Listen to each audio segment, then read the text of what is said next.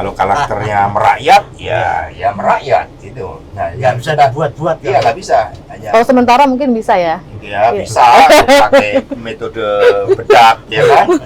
Marah-marah tapi kemudian sepertinya murah senyum, nah, itu bisa dibuat.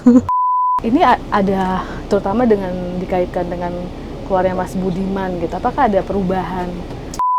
Kalau mau mencari pemimpin yang kaya, yang bisa ngasih program, ngasih proyek untuk kepentingan pribadi dan kelompoknya, ya bukan ke Pak Ganjar. Ngompol.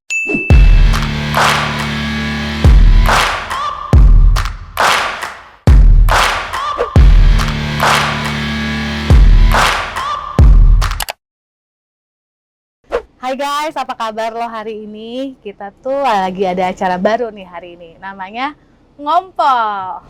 Asal jangan pipis aja itu. Enggak dong, karena ngompol itu adalah ngobrol Ngobrol politik bersama gue Deborah Debbie Wage dan Ahmad Rafiq. halo Mas Hasto. Makasih banyak waktunya Mas Hasto. Sama-sama. Kita- Saya senang nih, happy nih. Iya, ini tuh episode pertama kita loh Mas Hasto. Jadi yang kita pikir yang paling keren dan harus ada di sini Mas Hasto nih. Makanya kita nungguin banget waktunya. Terima kasih banyak Mas Hasto. Sama-sama nih, Bro. Nah, kita tuh mau ngobrol-ngobrol santai aja sih Mas Hasto Ya, soal oke. politik nih. Supaya kan anak-anak muda kan nggak yang takut banget nih ya soal politik. Jadi kayak sebenarnya emang menakutkan nggak sih Mas Hasto politik itu ya? Ya enggak, politik itu asik, politik itu keren, politik itu bicara kehidupan, tentang bagaimana kita merawat pertiwi, kebudayaan nasional kita yang luar biasa. Bayangkan di Borobudur ada abad ke-7, di situ sudah ada 226 relief terkait dengan alat-alat musik. Artinya abad ke-7 saja perpolitikan di Nusantara kita sudah menjadi center of the world music. Itu melalui Borobudur, itu politik kebudayaan. Kan ada juga politik dalam pengertian bagaimana kita mendapatkan kekuasaan melalui dukungan rakyat, dan dari situ kita mengelola kekuasaan pemerintah negara. Buktinya banyak orang-orang muda yang berhasil di politik karena mereka mampu menjiwai tanggung jawab politik untuk masa depan bangsa, tanggung jawab politik untuk menyelesaikan masalah rakyat, tanggung jawab politik yang menyangkut seluruh aspek kehidupan. Dari apa yang kita minum, kopi ini politik. Gimana kita bisa dengan kopi bisa lebih hebat dari Brasil, gimana dengan kopi kita bisa melakukan suatu research terhadap benih-benih yang unggul dari kopi. Kita ada teknik mesinnya, ada teknik kimianya untuk mengetahui kandungan dalam kopi. Kemudian bagaimana bisa diproses dengan alat-alat yang efisien, mechanical desainnya bagaimana, electrical desainnya terkait dengan sistem kontrol, instrumentasinya. Itu hanya ada di kopi. Hulu hilirnya udah luar biasa. Belum dari fashion terkait dengan kopi, belum dari produk turunannya, parfum terkait dengan kopi, misalkan udah ada. Jadi Keseluruhan keseluruhan. politik. Gitu Jadi ya. politik ini bukan dari sisi negatifnya, politik ini membangun peradaban. Ini harus kita perkenalkan buat anak-anak muda, mari asik berpolitik. Tapi di tengah pragmatisme politik hari ini kan membuat generasi muda ini kayak takut gitu berpolitik. Gimana kira-kira? Ya, apa sih yang diharapkan oleh generasi muda? Kan pekerjaan yang layak, pendidikan kita yang lebih baik, ruang ekspresi bagi anak-anak muda untuk berprestasi dalam bidang sains, dalam bidang olahraga. Ini kan politik. Bahwa ada tantangan dikatakan pragmatisme, yaitu setiap kehidupan selalu ada tantangan. Sejak zaman bahula selalu ada tantangan kehidupan. Tapi dari berbagai bentuk tantangan termasuk pragmatisme itu kan selalu ada pahlawan-pahlawan. Selalu ada pelopor-pelopor, hero-nya ada, pionirnya ada. Nah, tinggal pilihan kita mau jadi apa. Kita bukan jadi bangsa yang follower. Kita sejak merdeka itu ingin menjadi bangsa yang berdikari, bangsa yang hebat dalam pendidikan, bangsa yang hebat dalam menguasai riset inovasi, bangsa yang hebat dalam kebudayaannya. Dulu Bung Karno mengirimkan anak muda itu ke luar negeri untuk menguasai ilmu-ilmu dasar, tetapi juga sekaligus mempromosikan kebudayaan Nusantara kita yang luar biasa. Ini yang harus kita tularkan, optimisme pada anak-anak muda. Maka politik itu berbicara tentang penyelesaian masalah saat ini sekaligus merangkai masa depan. Iya, cuma keinginan dulu Mas Hasto, mungkin juga Mas Rafiq itu apakah memang karena kekecewaan terhadap Orde Baru, jadi semangat masuk politik Karena kan anak sekarang Ya. kayak nggak ada keinginan untuk masuk politiknya itu loh Mungkin Mas. justru dulu karena dikekang ya, Heeh. kita diskusi aja harus izin. Ya. Kemudian berbeda sedikit ada penculikan. Ya, Nah, gitu kan. serem. Apalagi politik. melawan pemerintah, tahu-tahu Iya. lenyap aja dulu, dan itu kan tahu juga mengapa Iya. ada tim yang dibentuk ya oleh tim mawar namanya misalnya. Iya. Menakutkan sekali dulu. Iya, akhirnya jadi ingin masuk Bisa politik. lenyap. Ya, sehingga itulah kemudian justru di bawah tekanan itu kita ingin mencari suatu ruang, bagikan cahaya yang meskipun menghadapi suatu tembok kegelapan, ketika begitu ada celah, cahaya itu akan tetap bersinar. Maka dulu kami berjuang karena faktor itu. Saya menjadi ketua senat di Fakultas Teknik ya karena ingin mengekspresikan jiwa anak muda. Nah sekarang ekspresi ini kan cukup banyak. Pendeknya dengan kemajuan teknologi, anak-anak sekarang untuk mengalami loncatan kemajuan itu jauh lebih besar daripada kami dulu. Selama mereka punya fighting spirit, punya kepemimpinan intelektual untuk melihat masa depan. Kami tidak punya banyak ruang untuk menyampaikan ekspresi kami saat itu, sehingga kegiatannya ya formal-formal aja. Dulu itu kan anak muda itu berpolitik kan karena idealisme, Mas. Jadi ada sebuah pemahaman yang memang harus diperjuangkan melalui partai. Tapi kalau lihat konfigurasi politik hari ini yang serba terbuka, kompetisinya juga penuh dengan tantangan yang sangat luar biasa. Kira-kira minat anak muda hari ini itu sekuat seperti yang dulu apa tidak? Karena kan kita bisa melihat ya, mungkin partainya Mas Hasto kalau mencari caleg itu lebih-lebih lah. Tapi kalau buat partai menengah ke bawah itu nyari caleg itu juga sangat susah. Itu tidak hanya di level pusat, tapi di provinsi, kabupaten juga kesulitan. Nah, apakah ini juga karena faktor konfigurasi politik yang sangat terbuka hari ini, atau seperti apa? Kalau dibandingkan dengan yang dulu, seperti Mas Hasto mengawali di politik. Ya, setiap zaman tantangannya berbeda. Saat ini juga pasti tantangannya berbeda. Tapi dari sisi kreativitas, kemudian kemampuan di dalam mensikapi dengan gagasan-gagasan yang out of the box, anak-anak muda sekarang jauh lebih hebat, lebih kreatif. Hanya kalau kita berbicara idealisme, kan berbeda tantangannya. Jadi kalau dulu bicara spirit gotong royong ini kan kita masih sesuatu yang sifatnya fisikal. Iya. Teman ada yang kesulitan, Ya. kita gotong royong, kemudian kita atasi bersama-sama, uluran tangan bersama-sama. Kalau sekarang kan gotong royong itu bekerja di ranah sosial media, bekerja melalui sosmed. Misalnya ada seseorang yang kesulitan, mereka sharing, kemudian dengan community-nya mereka saling berbagi.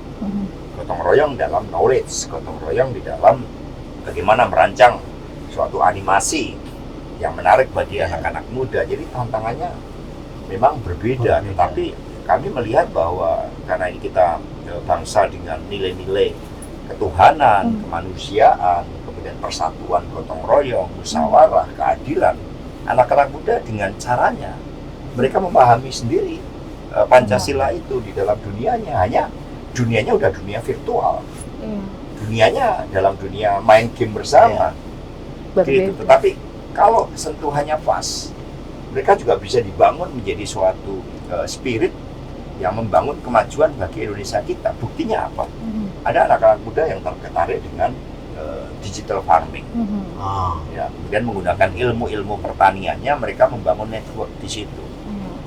Di situ ada yang juga membangun bisnis ekosistem yang sendiri, yang juga mampu mengenerate suatu profit, kemanfaatan secara sosial.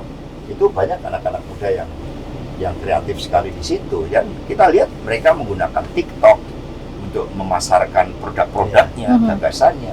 Sehingga apa yang diproduksi secara lokal, karena kemasan yang menarik dari anak-anak muda dengan menggunakan TikTok ini, akhirnya bisa dipasarkan secara global. Ya, dengan menggunakan sistem online trading itu. Ini yang membuat kami bahkan kadang-kadang merasa tertinggal dengan generasi yang sekarang. Tantangannya berbeda. Sekarang kita ngobrolin PDIP nih Mas Hasto. Ya. Mas Hasto kan dari 2014 ya jadi sekjen ya. Iya, iya. Jadi udah dari 2014 sampai sekarang Agustus 2023 Mas Hasto. Itu kan Mas Hasto berarti mengalami PDIP di pemenangan yang luar biasa ya. PDIP menjadi menang 2 kali periode, dan kita sekarang mau Ini mau hat-trick nih. mau mengusung ya, itu gimana Mas Hasto perubahan dari Ya sebenarnya saya itu sangat beruntung karena ketika menjadi sekjen, sebelumnya saya menjadi tukang ketik notulen rapat, sehingga saya tahu sejak tahun 99 itu secara intens gagasan Ibu Mega terhadap PDI Perjuangan, terhadap bangsa dan negara, bagaimana partai ini harus menjadi partai yang modern, tetapi rohnya itu tetap berdasarkan Pancasila, roh kerakyatan, roh kebangsaan. Artinya di PDI ini asik, kita nggak pernah membeda-bedakan seseorang atas dasar suku, agama, status sosial, gender, kemudian ya berbagai pembeda lainnya, karena kita benar-benar satu. Nah lalu saya hanya menjabarkan aja gagasan Bu Mega. Misalnya dulu partai ada konflik. Nah ketika kami menangani resolusi konflik, Ibu Mega memberikan solusi yang bagus, mencoba diterapkan psikotes. Nah saya sebagai sekjen tinggal bagaimana mengorganize. Kami hubungi Himpunan Ahli Psikologi Indonesia, dilakukan psikotes, kami pertajam kira-kira apa yang bisa dilihat dari kader PDI. Setiap kader harus ditempatkan pada jabatan strategis, baik itu struktur partai, legislatif maupun menjadi calon kepala daerah atau wakil. Kita lihat personality, kita harus lihat leadership style-nya, kita harus lihat kemampuan manajerialnya, kita harus lihat di dalamnya ada problem solving-nya, kemudian kita lihat daya juangnya, karena akan kelihatan seseorang ini punya fighting spirit tidak. Nah itu yang kami cari. Setelah itu kami buat sekolah partai. Dan kemudian kami terapkan ilmu-ilmu manajemen modern. Misalnya ada buku hasil research yang sangat baik, Bill Tulas dari Jim Collins yang kemudian membuat buku Go to Great. Nah buku-buku manajemen ini kami transformasikan di dalam partai menjadi materi-materi kaderisasi selain aspek-aspek ideologi Pancasila dengan spirit kelahiran pada tanggal 1 Juni. Partai kemudian merubah model penempatan jabatan di partai yang semula itu dengan dipilih langsung, yang pasti akan ada money politik kalau pemilu langsung, karena kita belum punya tradisi literasi yang baik, menghormati suatu narasi, suatu visi misi yang baik disampaikan oleh calon. Maka kemudian ketika kami perkenalkan sistem dengan psikotes, dengan merit system, akhirnya biaya untuk seseorang menjadi terpilih itu jauh lebih murah, karena biaya psikotes itu dulu hanya 1,4 juta per orang. Sekarang karena kami sudah secara online, psikotesnya hanya Rp606.000. Lalu karena penempatan jabatan strategis yang mula-mula dengan pemilihan langsung itu berbiaya mahal, kami rubah menjadi merit system. Maka sekarang partai punya kemampuan di dalam membangun kantor partai. 2 tahun ini kami bisa membangun 120 kantor partai atas nama partai dan tidak bisa diperjualbelikan. Asetnya partai itu. Asetnya partai. Dan diputuskan di Kongres. Lalu kami kembangkan, asetnya harus dikelola dengan baik. Maka kami kemudian melakukan sertifikasi dan kemudian mengingat asetnya sangat banyak, sampai PDI ini satu-satunya partai yang punya kapal rumah sakit. Namanya Laksamana Mahalayati. Maka kemudian kami punya ISO. Beda ya kalau partai. ISO manajemen aset. Nah, jadi bukan dimiliki orang per orang. Tapi ini kami juga jatuh bangun. Mengapa aset kami kelola? Dulu pernah ketua DPC kami kalau nggak salah di Cianjur, karena aset partai masih atas nama orang per orang, meskipun dibangun bersama-sama, terjadi perceraian. Suami istri yang ketua DPC itu. Begitu cerai, harta partai menjadi harta gono gini. Akhirnya kami harus ngurus 2 tahun itu. Akhirnya dengan kejadian itu seluruh aset partai harus atas nama partai. Jadi kita belajar juga dari. Jadi yang penting partai itu hadir juga sebagai organisasi pembelajar. Kami berbicara dari persoalan-persoalan yang kami temui, kemudian kami jawab dengan cara pelembagaan. Maka kami terapkan, kalau di dalam manajemen itu ada teori dari Kaplan, itu tentang balance scorecard, itu mengukur kinerja di dalam organisasi bisnis. Ada financial perspective, ada internal growth, ada customer perspective, dan lain-lain. Itu kami rombak di partai, kami modifikasi. Kami tambahkan resolusi konfliknya bagaimana. Jadi kalau ada struktur, dia nggak mampu menyelesaikan konflik dengan baik, itu kami nilai negatif struktur itu. resolusi konflik ini jangan sampai konflik kemudian malah berdampak menurunnya citra partai. Maka Betul. partai kami bangun, kami partai yang punya sekolah partai. Betul. Sehingga dengan pelembagaan itu yang menggabungkan antara aspek ideologi, modernisasi organisasi, tapi membangun kultur organisasi sebagai pembelajar, maka partai bisa melakukan penyempurnaan. Ini partai wong cilik dikelola secara modern. Ini Benar. menarik. Maka hasilnya seperti Pak Jokowi. Nah, ada SWOT, ada penempatan Ada pelatihan, sesuai dengan kader. kapasitas, dan ya ini kan mau masuk 2024. Dalam konteks ini kan Mas Hasto sejak awal memang mendalami betul denyut nadi pergerakan PDI Perjuangan ini untuk mempersiapkan pemenangan. Kalau lihat survei memang ini akan terulang sebuah kemenangan yang sudah dimiliki hari ini. Nah, dalam konteks ini kita juga ingin tahu nih apa perspektif Indonesia maju yang selama ini dilakukan oleh Pak Jokowi yang akan ditransformasikan oleh Mas Ganjar. Ini apa sih sebenarnya yang mesti diketahui oleh publik? Karena kan kita tahu bahwa seorang calon presiden ini mesti punya sesuatu yang memberikan harapan dan masa depan buat rakyat secara keseluruhan. Ya, sebelum bicara tentang visi misi program dari Pak Ganjar, kita bicara karakter dulu. Karakter seorang pemimpin untuk memimpin Indonesia dengan jumlah penduduk di atas 270 juta, negara kepulauan terbesar di dunia, yang sebenarnya kita ini adalah negara kelautan yang ditebali pulau-pulau, kita bukan negara daratan.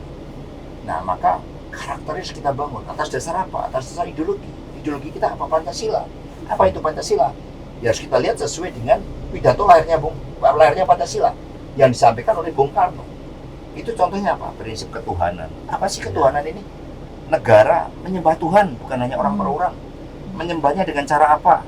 Sesuai dengan agama dan kepercayaannya masing-masing. Jadi kita harus hormat menghormati, nggak ada egoisme agama. Tidak ada yang merasa dirinya paling benar. Tapi kemudian hormat menghormati untuk kemanusiaan, untuk keadilan, untuk yang namanya bagaimana seluruh potensi warga negara ini mencapai tujuan masyarakat adil dan makmur. Maka karakter pemimpin sejak Bung Karno, Ibu Mega, Pak Jokowi, Pak Ganjar itu belusukan turun ke bawah.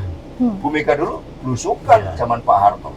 Beliau media darling. Pak Jokowi belusukan. Bung Karno bertemu dengan rakyat Marven. Nah, ini kultur ini yang paling penting, bahwa kepemimpinan yang dibangun di PDI Perjuangan adalah turun ke bawah dengan belusukan. Yang kedua, menyelesaikan masalah rakyat, bukan mengabdi pada keluarganya. Bukan kalau ada proyek dari negara lalu membentuk PT yang diisi oleh teman-temannya. Bukan kayak gitu PDI. Di situ harus rakyat yang dikedepankan. Tuanku adalah rakyat, kata Pak Ganjar. Bukan pada saya ambisi berkuasa, bukan seperti itu. Nah, kulturnya kita pegang dulu. Nah, setelah kulturnya kita pegang, kita persiapkan karakternya. Meskipun itu kadang-kadang ada yang given juga. Kalau karakternya misalnya bipolar, ya bipolar itu nggak bisa dirubah. Kalau karakternya merakyat, ya merakyat gitu. Nah, Nggak bisa dibuat-buat. Iya, nggak bisa. Hanya Kalau sementara mungkin bisa ya. ya bisa pakai metode bedak, ya kan? Marah-marah tapi kemudian sepertinya murah senyum, nah, itu bisa dibuat. Nah, ini pertama karakter. Karena menjadi pemimpin negara itu urusan karakter. Baru aspek ideologi, baru kemampuan teknokratiknya, profesionalnya, kita lihat rekam jejaknya. Dan itu seorang pemimpin itu diuji. Nah, setelah itu baru kita lihat programnya. Apa program Pak Jokowi yang bagus? Partai sudah menjamin PDI Perjuangan, IKN pasti. Ya, ini. Yang kedua, pemanfaatan bonus demografi. Nggak ada negara maju ya tanpa high quality dari sisi sumber daya manusianya. Ini Singapura membuktikan mereka nggak punya banyak resources, sumber daya alam, tetapi mereka menggembleng pendidikannya bagus. Pak Jokowi dah dengan Merdeka Belajar, Pak Nadiem ini juga akan dilanjutkan. Bahkan pagi ini Pak Ganjar pendidikan vokasinya itu mengirim ya orang-orang ke luar negeri untuk magang. Itu sangat penting, membangun self of confidence, pengalaman internasional. Jadi Pak Ganjar nanti akan mengirim kayak Bung Karno dulu ribuan orang ke luar negeri. Kemudian yang ketiga, untuk bonus demografi tadi, kesehatannya harus baik, pendidikannya harus baik, penciptaan lapangan kerja, anak-anak muda harus ada kepastian bahwa mereka ke depan bisa bekerja, mereka ke depan bisa punya rumah, mereka ke depan bisa punya akses sistem transportasi yang baik. Nah, di situ. Kemudian hilirisasi industri. Pak Jokowi sudah membangun konektografi melalui infrastruktur. Ini kita lanjutkan, bahkan kita percepat. Nah, kemudian dengan pembangunan infrastruktur ini, maka mesinnya, pertumbuhannya harus. Kalau mula-mula teknologi baru misalnya 4G harus 5G.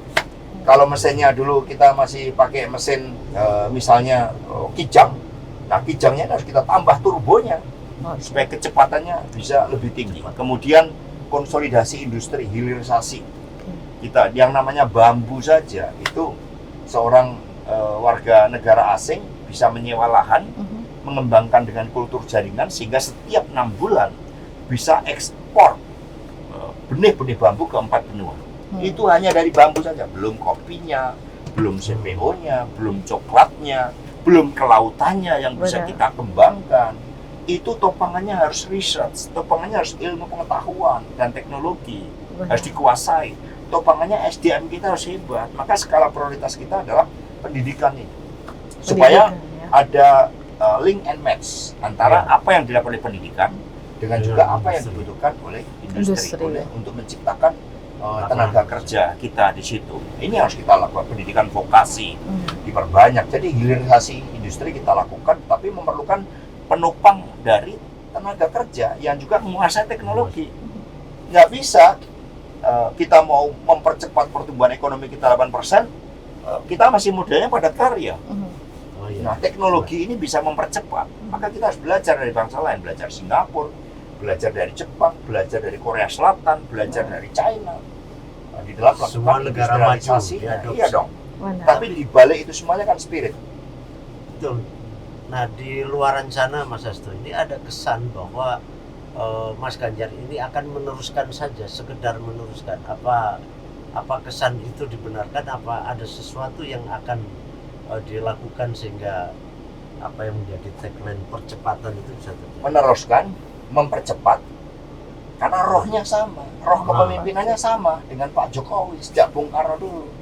Sementara yang di sisi sana hanya mengkopi, beda. Hanya mengkopi. Istilahnya mengkopi. Hanya mengkopi. Nama koalisinya ngopi, dikopi. Jadi menduplikasi saja. Hanya duplikasi. Itu yang paling gampang. Kita ini ada proses strategic intent dari Pak Ganjar Pranowo ini ada, mempercepatnya ada, sentuhan teknologinya ada, SDM-nya ada, dan itu satu nafas dengan Pak Jokowi. Karena Pak Jokowi dan Pak Ganjar ini juga satu kesatuan kepemimpinan. Oke, karena juga ada istilah selama ini kan publik juga menangkap bahwa antara Mas Ganjar sama pihak sebelah ini itu seolah-olah saling berebut suara Pak Jokowi. Padahal kalau lihat dari ilustrasi yang disampaikan oleh Mas Hasto tadi kan jelas ada satu proses regenerasi yang telah dipersiapkan dan sekaligus memang ini ada sebuah kultur kepemimpinan yang meneruskan percepatan dan segala macam. Tetapi yang pihak sebelah ini kan diuntungkan oleh sebuah kesan itu. Ini gimana nih Mas caranya untuk? Ya wajar karena Pak Jokowi tingkat kepuasannya sangat tinggi. Tetapi ibarat mesin mobil, antara bodi mobil dan mesinnya kan harus sama. Ya bisa hanya nyontoh, bodinya sepertinya sama, tapi mesinnya spiritnya berbeda. Nah ini yang membedakan antara kalau Pak Ganjar dan Pak Jokowi ini aspek ideologinya kuat, historisnya kuat, terus kesepahaman terhadap programnya kuat sehingga kerek gitu kata Pak Jokowi.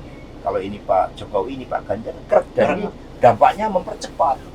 Sementara yang satu karena mengkopi kan ada cara. Crack tuh ya? Iya. Nggak jadi crack, tapi apa crack. Nah, kalau crack itu kan memang misalnya bejana dipanaskan secara mendadak itu crack, pecah, iya kan? Jadi Mas Hasto nih, kalau 3 hal aja, kenapa sih terutama anak muda ya harus pilih Mas Ganjar? Karena pertama, Mas Ganjar Nggak, kita ke anak muda nggak boleh bicara harus, itu indoktrinasi, itu otoriter. Oh, nggak boleh ngomong harus, oke. Kita nggak, kita bicara sharing, apa ide kamu? Kalau Pak Ganjar kan gitu, Oke. kamu ide kamu, oh ini yang nanti kita jalankan kalau seperti ini bagaimana? Mhm. Jadi ada dialog, ada Oke. sharing of knowledge, Oke. sharing of experiences. Karena kami pun harus banyak belajar juga kepada anak-anak muda terhadap apa yang Oke. mereka keinginan bagi masa depan. Oke. Jangan sampai kita membuat perkebunan singkong, rakyat merasa nggak cocok ini untuk perkebunan singkong. Pengennya perkebunan anggur gitu Ya, perkebunan anggur. Nah, gitu yang terjadi. Apalagi Benar, ketika benar. membuat perkebunan singkong ini malah membuat perusahaan buat teman-temannya. Akhirnya bukan Oh. singkongnya yang dibangun untuk rakyat, Mhm. akhirnya teman-temannya sendiri yang untung dari proyek singkong itu. gitu. Jadi kalau Pak Ganjar tuh dialog, nggak ada sejarah Pak Ganjar tuh otoriter, Oke. nggak ada. Dialog itulah power. Dan kemudian dengan dialog itu akan muncul suatu imajinasi. Einstein mengatakan the imagination is more important than knowledge. Oke. Maka kalau Pak Ganjar bertemu dengan anak-anak muda itu berbicara tentang masa depan, terhadap apa yang mereka harapkan, apa yang mereka mimpikan, dan mari kita perjuangkan bersama-sama. Sehingga nggak ada keharusan, tetapi dengan cara mengenal Pak Ganjar yang seperti itu, kreativitasnya, kerja kerasnya, bayangkan dari SMK kemarin yang didatangi Pak Jokowi, mampu mengirim banyak orang bisa kerja di luar negeri, Betul. anak-anak tidak mampu bisa mendapatkan harapan hidup lebih baik.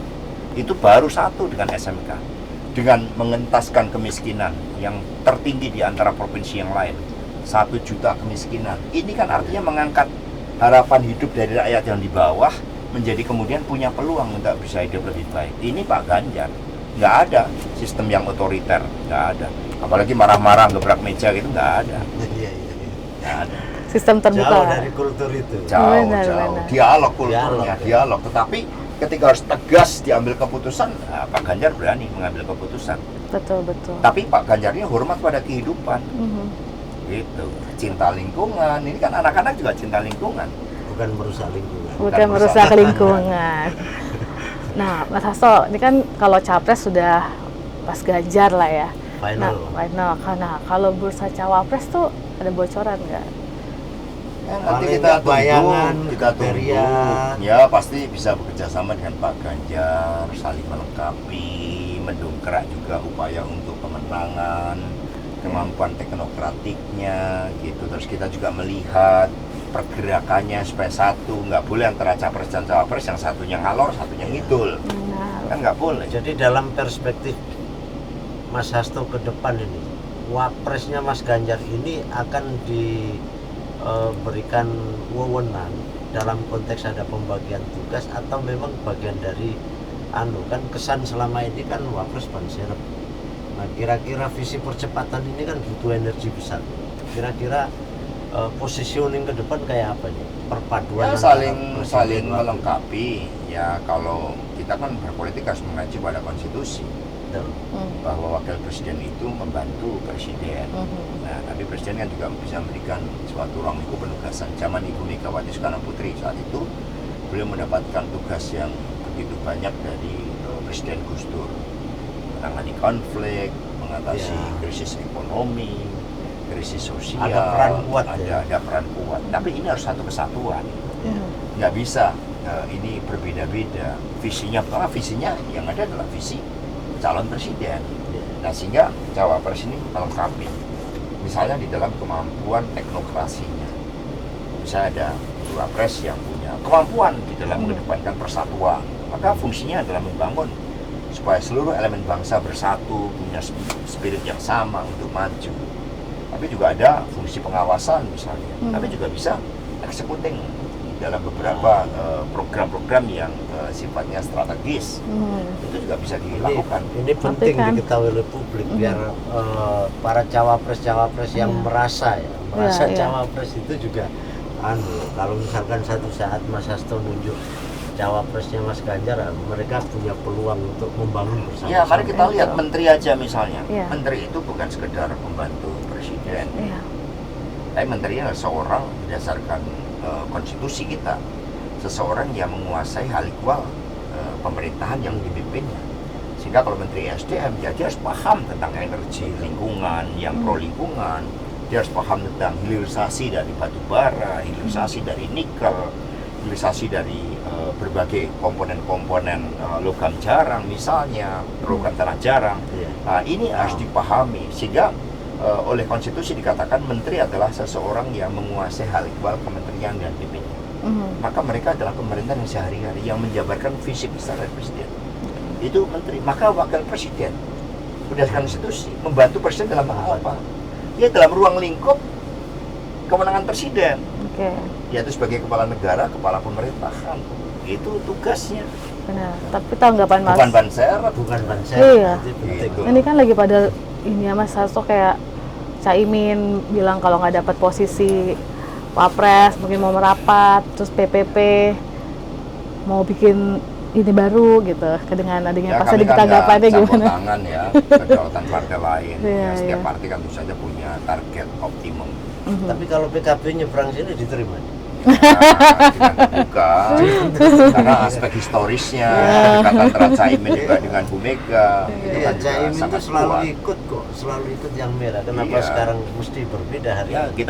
kita kan merangkul Iya, iya. nilai persatuan kebangsaan. Nah, kita merangkul kecuali dengan kelompok-kelompok radikal. Iya. Kalau di Arab iya. Saudi aja berubah, Betul. Iya. itu di Ada bawah kepemimpinan pergeseran, Muhammad ya. bin Salman. Benar. Itu terjadi reformasi Ada pergeseran. yang luar biasa di Arab Saudi. Maka kita harus hal-hal yang pahit, kita harus katakan pahit, bahwa Republik ini tidak mengenal adanya kelompok-kelompok radikal.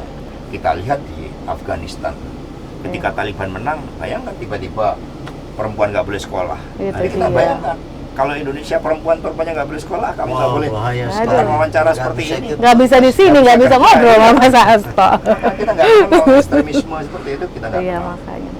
Nah, Ya. satu hal Mas, ini kan kalau lihat partai-partai ini kan sekaligus ya termasuk koalisi Mas Hasto lah, dan koalisi sebelah ini kan hari ini belum menetapkan wakil presiden. Sementara masa kampanye itu kan singkat sekali, hanya 75 hari. Bagaimana nanti kalau misalkan pasangan cawapres itu diputuskan last minute, kira-kira menjual gagasannya itu kapan? Kan waktunya sempit. Ya, sekarang yang penting ada momentum buat Pak Ganjar ini telah rebound. Itu. Jadi Pak Ganjar luar ini biasa. surveinya naik terus, Ini kata kerja Pak luar Jokowi biasa kan ini. naik Iya. terus nih. Sementara yang sana kan ada yang turun, ada yang stagnan. Nah, ini artinya dukungan positif dari rakyat. Itu resepnya Tingkat. apa tuh? Ya karena kerja sama kita, PDI, P3, Perindo, Hanura, bersama dengan relawan. Lalu pemimpin itu urusan karakter.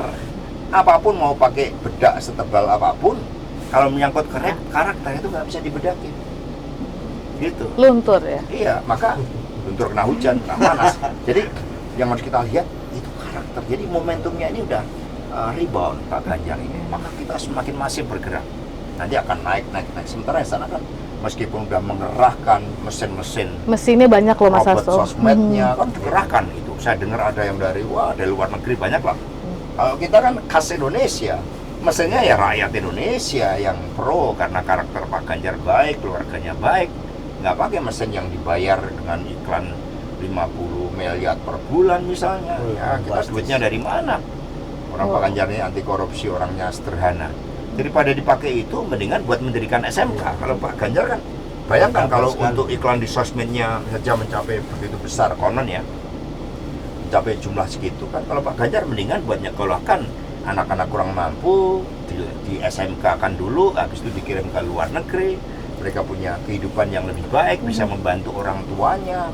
Itu kan yang dilakukan. Maka ke depan per desa itu harusnya, kalau saya yakin Pak Ganjar akan mengirimkan desa ini kelebihannya apa. Oh ternyata di sini menjadi Iya. mampu desa ini mengelola wisata. Ya kita latih anak-anak desa itu dengan bahasa Inggris yang bagus, dengan kemudian homestay yang bagus, pelayanan yang bagus sehingga orang bisa datang murah meriah. Oh desa ini punya kemampuan apa? Oh ternyata ini singkong yang benar. Nah, kalau ini singkong yang benar ini mengelola singkong yang benar, industri dari Sesuai dengan singkongnya, kebutuhan. downstream dari singkongnya. Berarti kita ada- sekolahkan. Ada kemungkinan Ada yang dana unik. desa. Dana desa akan Ada ditambah. desa yang misalnya hanya hebat dia di mangga. Nah ini harus hulu hilir nih. Pembeniannya mangga bagus, benihnya bagus, mangganya makin manis, nggak ada lagi yang asam-asam.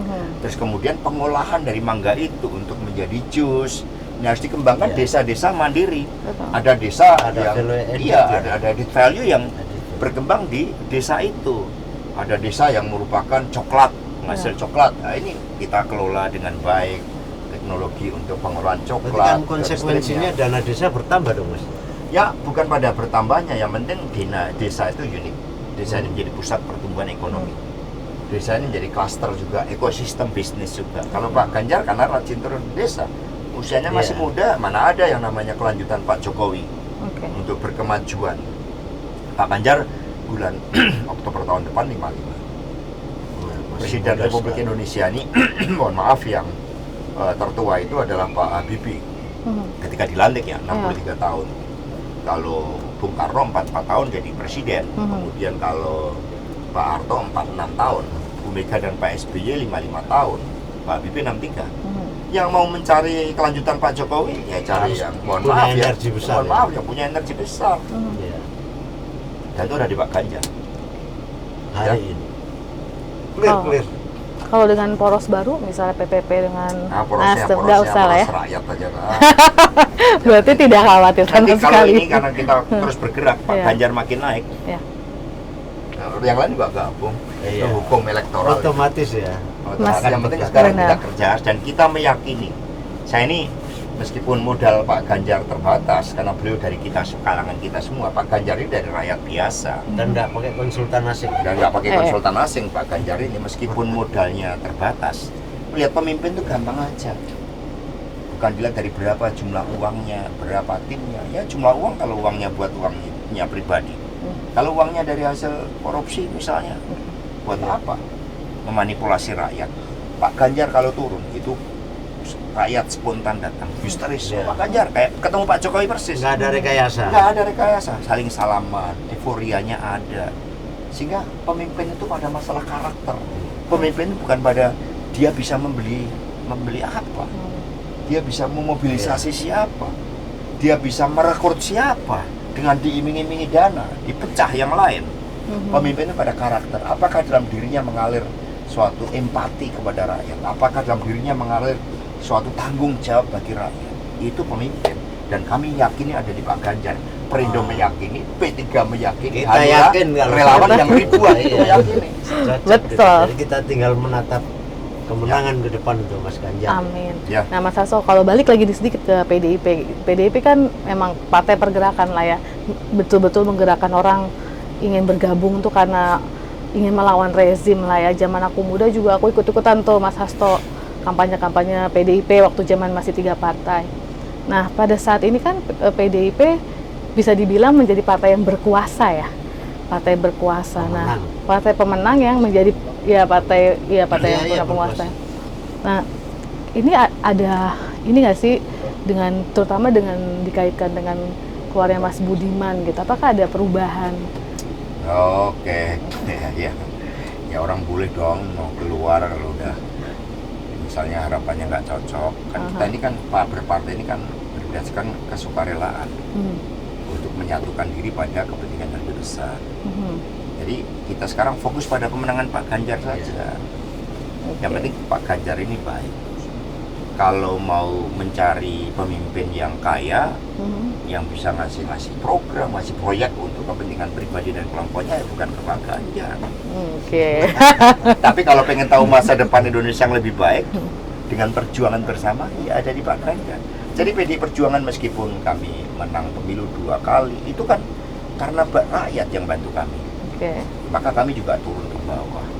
Jadi kami diajar oleh Bu Mega untuk tetap turun ke bawah, menangis dan tertawa bersama rakyat. Dan kami bisa melakukan pengelolaan kekuasaan bersama-sama. Ya, enak aja.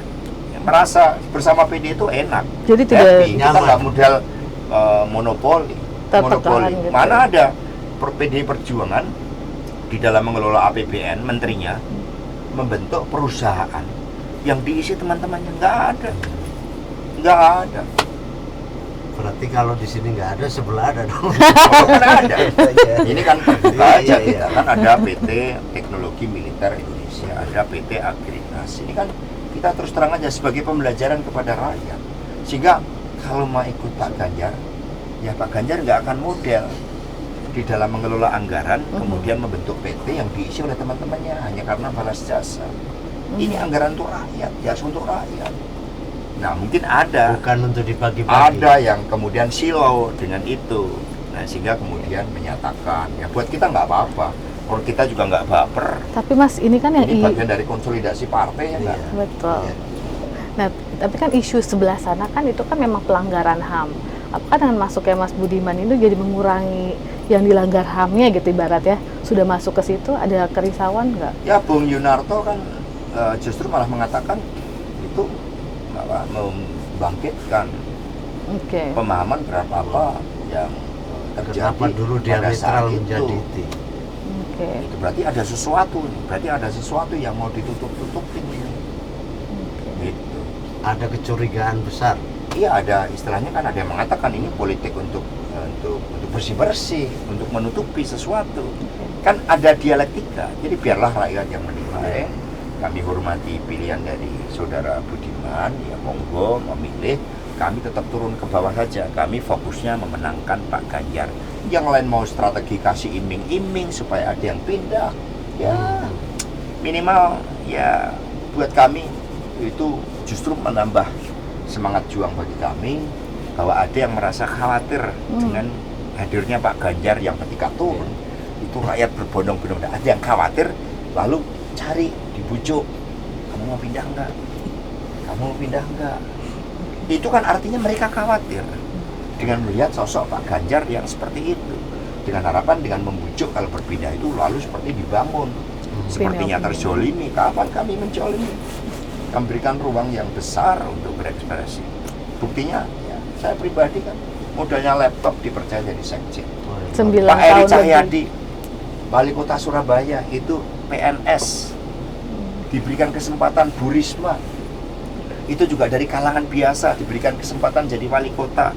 Eri Cahyadi, Hendi, yang sekarang Pak Anas dari NU, Bupati 2 periode di Banyuwangi yang sekarang menjadi Menteri Pemberdayaan Birokrasi Aparatur Negara.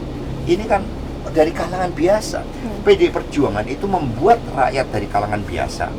Selama mereka punya fighting spirit, mereka bisa menjadi orang. Dan menjadi orang itu bukan karena harta bendanya, karena mereka bekerja keras untuk kepentingan yang besar. Pak Jokowi, kurang apa lagi kita menampilkan sosok-sosok yang berasal dari kalangan rakyat biasa yang akhirnya bisa menjadi pemimpin. Partai punya tugas untuk merekrut mereka-mereka yang punya karakter yang baik, watak yang baik, kemudian kita promosikan untuk menjadi pemimpin. Dan mohon maaf, kami tidak bermaksud menyombongkan diri. Pemimpin muda itu paling banyak di PDI Perjuangan. Ya. Kalau soal itu apa namanya batas usia di MK untuk jadi Nah, kita cawapres. serahkan pada kenegarawanan MK. Tapi Ya. kalau Gibran jadi cawapres? Ya Mas Gibran bagus, ikut sekolah partai, komunikasi politiknya juga baik. Ya kita serahkan pada Mahkamah Konstitusi. Oh Ya. baik. Terakhir Mas Ya. Hasto, ini kita udah dialog panjang nih, nggak terasa udah hampir 1 jam. Pesan apa terakhir kepada anak-anak muda itu biar dia gegap gempita, tidak apatis terhadap politik, tidak takut, bahkan mereka yang mendominasi suara 52% itu benar-benar bergerak untuk memilih Mas Ganjar, mengikuti proses politik ini dengan baik agar kualitas demokrasi ini menjadi lebih baik. Pesan terakhir. Ya seperti yang dulu dialami oleh Bung Karno, usia 16 tahun sudah berjuang bagi bangsa dan negara. Maka buat anak-anak muda ya harus banyak berdiskusi, banyak membaca buku, banyak menguasai pengetahuan, sehingga anak-anak muda punya gambaran terhadap cita-cita masa depan. Itu dulu, punya cita-cita masa depan. Jangan takut berimajinasi, jangan takut bermimpi. Kata Einstein sekali lagi, imagination is more important than knowledge. Yang ketiga, munculkan semangat juang. Orang yang tidak punya semangat juang artinya tidak punya mimpi masa depan. Yang punya mimpi masa depan itu artinya dia akan berjuang. Saya bangun setiap jam 5 pagi. Setelah sembahyang dulu, kemudian membaca buku, berdiskusi, berdisiplin, kemudian menggembleng diri. Kalau dulu menguasai bahasa asing hanya 1, sekarang kuasai 2 bahasa asing, sehingga punya akses yang lebih besar ke market, akses ke pengetahuan, akses ke membangun international network. Nah, kemudian setelah itu dipenuhi, baru punya suatu daya juang, semangat juang. Dan jangan nilai politiknya dari sisi negatif.